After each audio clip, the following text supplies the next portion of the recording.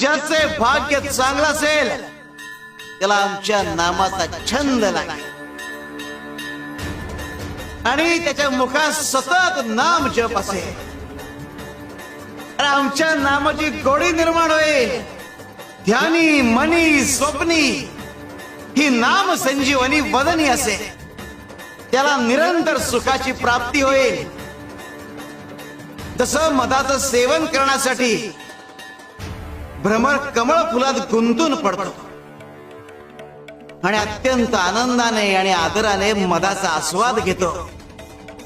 आमच्या भक्ताचे मन आमच्या नामाचे ध्यान लागून उच्च पातळीवर स्थिर होते. मन नामात एकाग्र होईल. त्याची चंचलता नाहीशी होईल आणि त्याचे उन्मन होईल. अरे नामस्मरण हेच प्रपंच व परमार्थ साधनाचे साधन आहे. शिवाय शंकर.